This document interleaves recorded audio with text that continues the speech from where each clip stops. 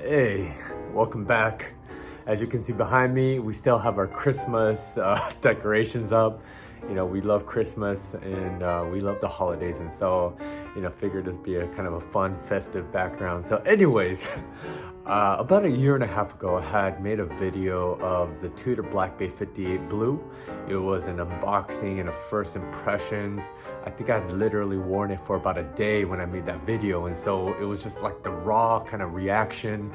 I was really smitten by the watch. But now that it's been about a year and a half, I've worn it almost every day in different environments for different occasions. So I feel like I have a better handle on this watch, the pros and cons. And so today I'm gonna give you my long-term review of the Tudor Black Bay 58 in the blue. All right, stay tuned. I'm gonna go ahead and turn this camera around, then we'll do a tabletop. All right, thanks for joining me. So here is the Tudor Black Bay 58 in the blue. And let me go ahead and just share with you my thoughts and experience. I've worn this watch pretty consistently for about a year and a half in different environments for different occasions, and it's been pretty much like my everyday watch. So I feel like I have a better handle on this watch, so I want to share with you my thoughts and experience. So before I do that, let me go ahead and take it off and just do a couple of size comparisons with watches that I feel like most of us are familiar with, right? So I'll start from the smallest of the bunch. This is a Seiko SNK, I believe. This, I believe, comes in, so you guys know this comes in the 39 millimeter. This one, I believe, is the 35. So just visually you could kind of tell it is a little bit smaller.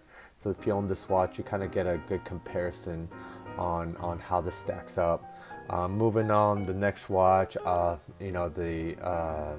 G-Shock. This is, I forgot the model of this. Sorry, I don't do a lot of watch reviews, guys, so I apologize if I'm not as prepared. I do mostly like knife reviews, but anyways, this is this is in their really iconic that square design. So here is a size comparison for that. And then of course everyone knows about the Seiko SKX 007. This, I believe, comes in north of 40 millimeter. I believe it's like a 42. I may be mistaken, but you can see it is slightly bigger than the Black Bay 58.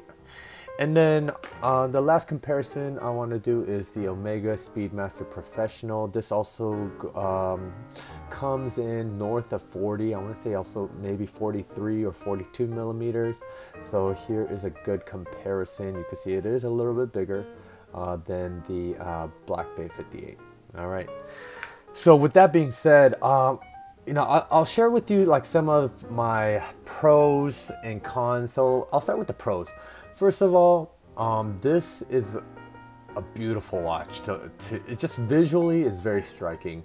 I just love the design aesthetic. I love the blue.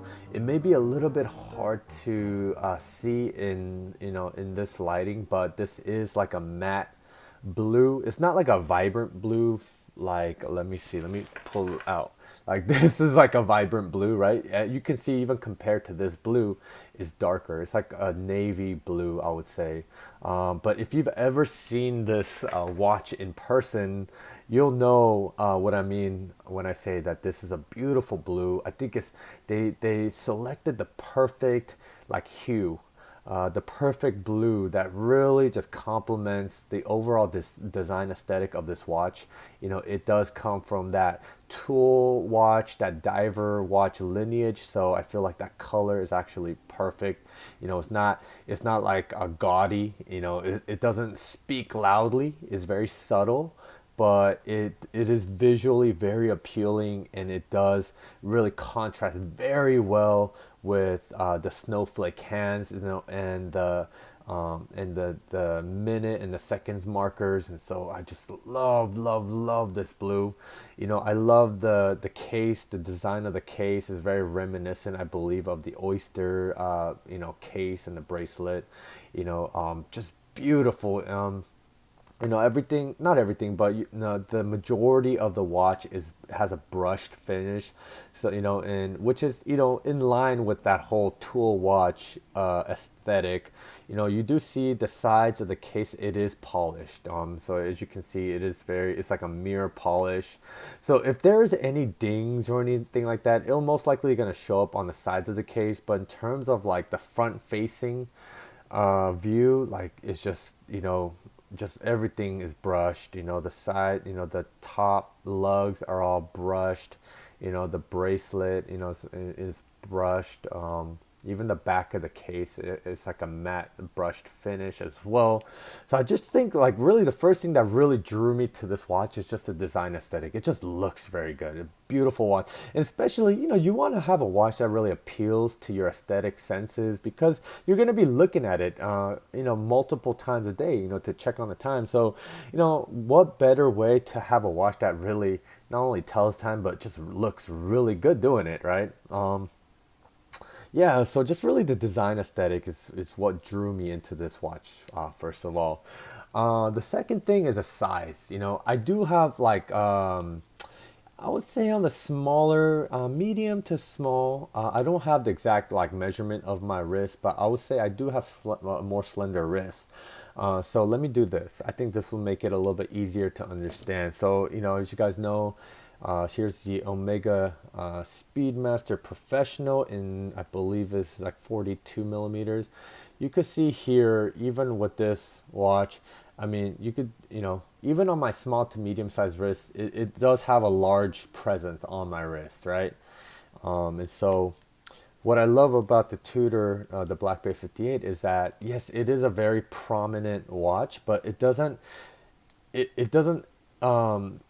it's not like a, what do you call it, like a door stopper on my wrist. It sits fairly flat on my wrist. It hugs my wrist very well, as you can see. It's very nicely proportioned to small, like medium sized wrist. The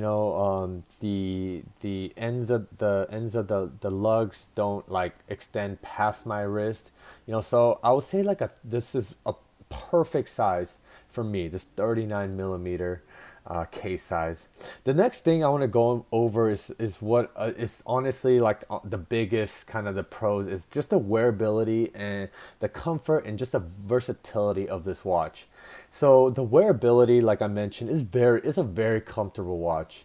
It feels very comfortable.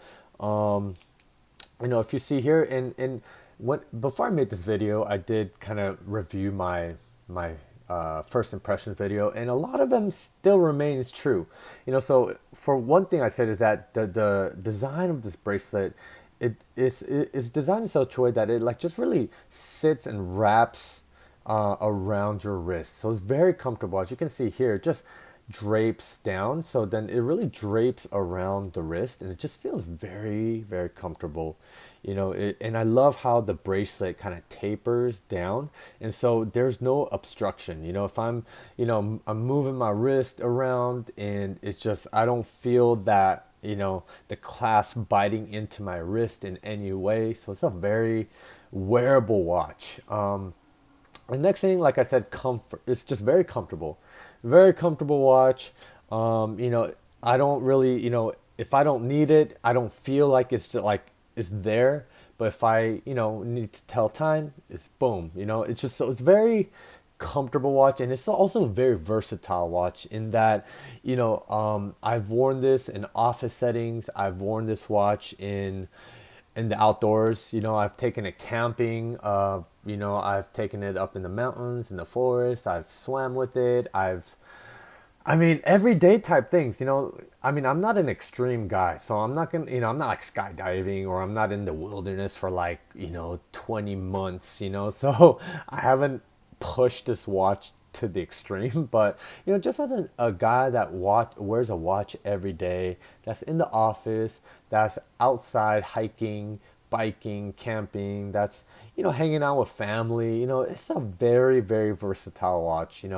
It doesn't, when it's in the casual setting, it doesn't scream like, oh, look at me, but even in a more maybe like a Thai event, it fits very well, in that situation as well. So I feel like this is a very just versatile watch. You could wear this, you could rock this piece at a gala, and you could wear this when you're sitting around the home next to the next to the campfire, going out for the night. It's just a very just versatile watch. Love it. And I like watches that serves many functions. I don't have actually any watches that is just purely for one certain type of occasion or situation. All my watches, I like to have the option to wear my watches in any and every setting, right? And so the Tudor Black Bay 58 fits very well in that kind of that what would you call it? That approach. All right. Next thing I want to talk about is just the accuracy and timekeeping. Like I said, I'm not like heavy into watches, right? Like I showed you a couple of the watches that I have in my collection. I feel like I'm a casual watch wearer and collector, right?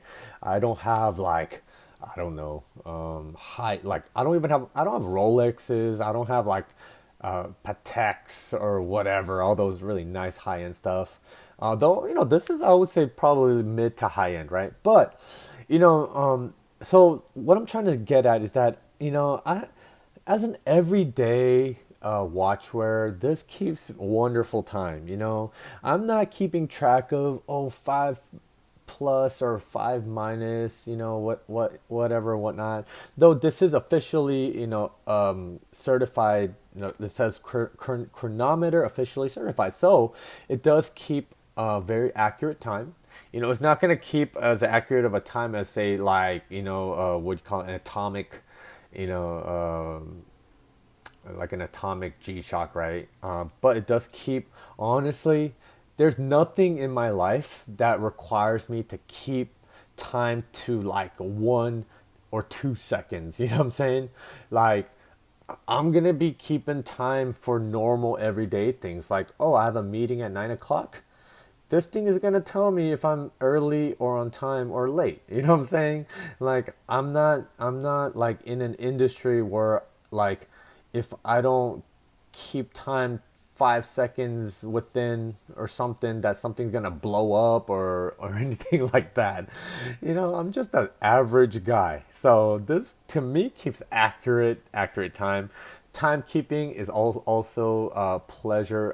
This thing I believe has a 72-hour power reserve. So for if you're looking for a watch to wear every day, but maybe you want to take it off for the weekend and then put it back on Monday without having to wind it. This is a great watch. This will keep on going, through the weekend, and it'll be ready to rock and roll come Monday. And so, timekeeping wise, very low maintenance. If I do need to wind it, it is actually, I love the crown action on this guy. Beautiful. You're able to hack the time. That means you're able to stop that seconds hand, and then and really set the time as accurately as possible. So love the accuracy, love the timekeeping of it. Very low maintenance. Now I did mention the action. I The action on this watch is pretty fantastic. So what I mean by action is three things. So the bezel action. If you've ever handled like a Seiko SKX, that one of the common things is that not the bezel action, the crown action is a little bit gritty, right? It's not like ultra smooth, but on the Black Bay 58 it is just ultra smooth. It unlocks and locks up very smoothly. It grips the threads, just effortlessly. And when you have to wind the watch, it has a very satisfying, smooth, like winding action. Versus, I don't really have a lot of like manual watches, so I can't even really compare. But it has a very nice like crown, like winding action. And then the next thing I want to point out is the bezel action. Let me go ahead and put it back on my wrist. This is, I believe, a 60 click bezel. What that means is that there's like like it's self-explanatory, 60 clicks versus something like maybe the SKX. It has 120, so you feel definitely that there is a lot more click to the bezel action. But here, the beautiful thing about this is that each click is very prominent. Yeah, see, it has a really nice like positive sound as well. And so each, every time it kind of clicks into place is very positive. It doesn't, it doesn't wiggle back and forth. It's just very solid. It just love that. Boom. Back to 12 o'clock. And the last thing is this action on the clasp is very nice. As you can see here, I said this in my first impressions video, but the clasp is held, it's actually like secured in with these ceramic balls that are actually keeping it, it kind of goes into these little indentations right there, as you can see, and it just has a positive click and then a positive click.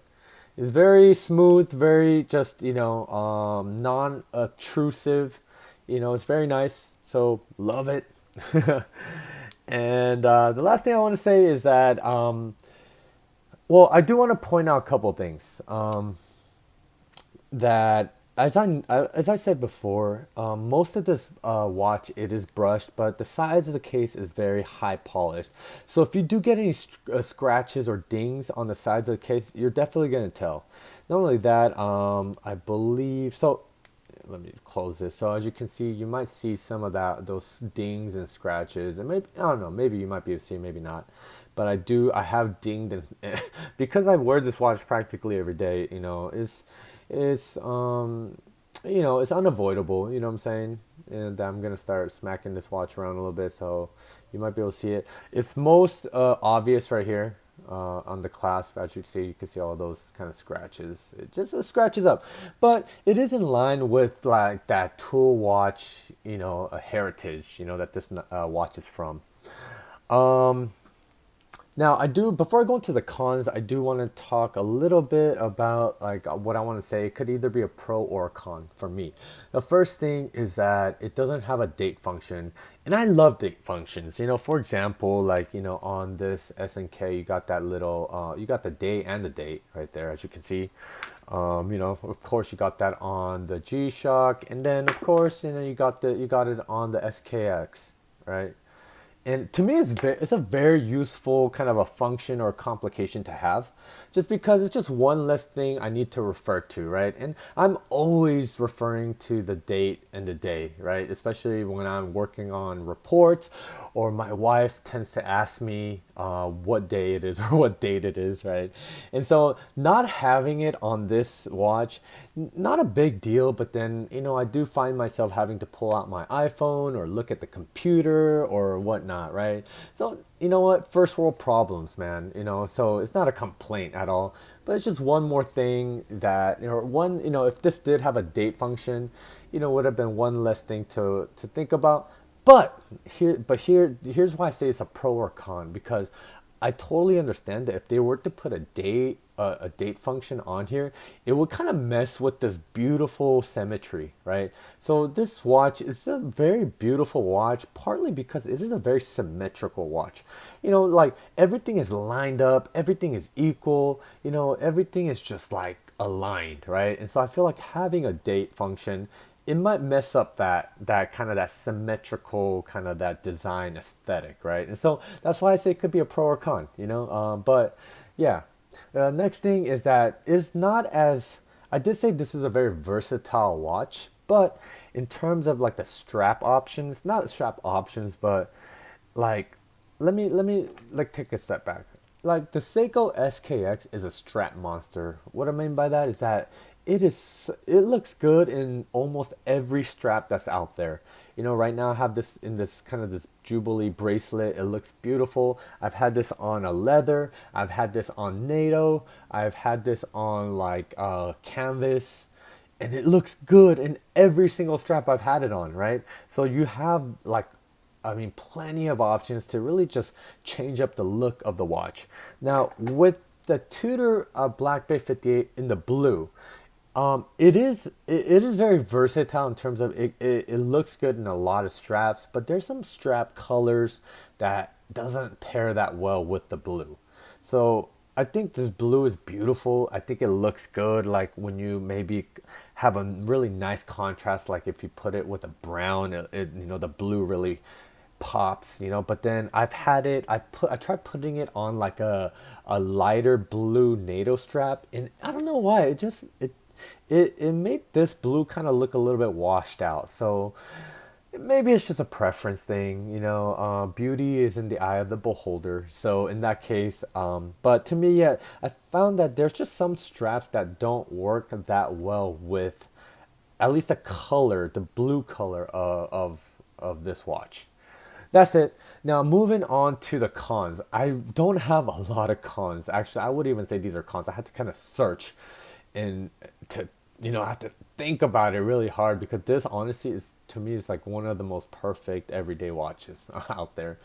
First thing though is the way that it sits on my wrist. And I think this is a common kind of a gripe that a lot of people have is that it doesn't sit exactly centered on a lot of people's wrist. It might be a little bit hard to tell on this in the video, but when I'm just like just going about my day, I find that the watch kind of like slugs over that way a little bit. So it kind of looks like that.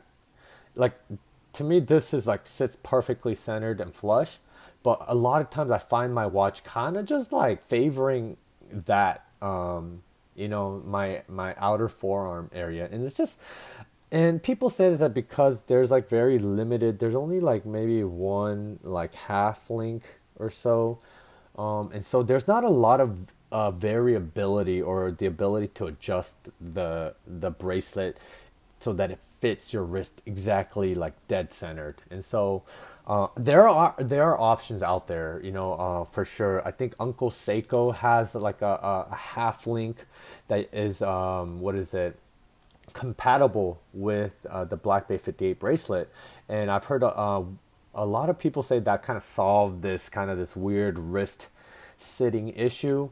And so, you know what? I guess my con is moot at this point, but it does sit a little bit off kilter on the wrist. The next thing is the bracelet adjustability. And this is also another common gripe. So here you only have like 3 micro adjustments, and you don't have any other adjustments aside from that. There's no like a sliding kind of a adjustment clasp that you see in like Omega or you see in the other Tudor lines, right? This one is just really you have the 3 micro adjustments, and that's about it. If you need to make an adjustment more than that, you're gonna have to add or take away links. So with that being said, that kind of contributes to the way it kind of sits a little bit off on my wrist. I mean, honestly, not even a big deal, but if, like I said, I had to search, high and low for some gripes, and so that's about it, guys.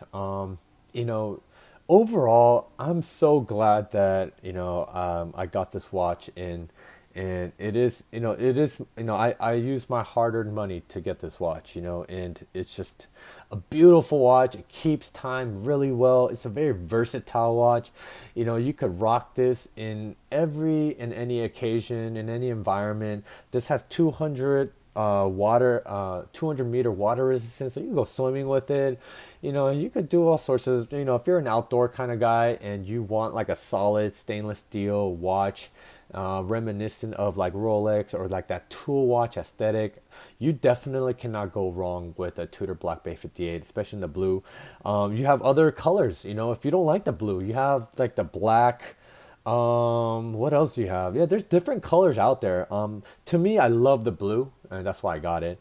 But yeah, that's just my overall. This is an awesome watch. After having it for a year and a half, it's still an awesome watch, and I still highly recommend it. For those who are trying, who wants to make a jump into that high end, well, let me put it this way. Some people might consider this like a mid-range, right? So I don't know. To me, this is a high-end watch, because anything over like, I don't know, anything over like a couple $100 to me, I'm like, ooh, that's, a little pricey, right? And so I would definitely, to me, this is a high-end watch. Has all the qualities to support that. It keeps great time. It wears really nice. It's very comfortable. It looks really good to me. And yeah, overall, it's just an awesome, awesome watch. So if you're kind of in the market, you're kind of looking to make your first jump into like a really nice watch that will wear in any occasion in any environment, then you really cannot go wrong with the Tudor Black Bay 58. All right, so with that being said, thanks so much for watching. You have a wonderful day, and if you have any questions or comments, drop them down below. All right, take care now.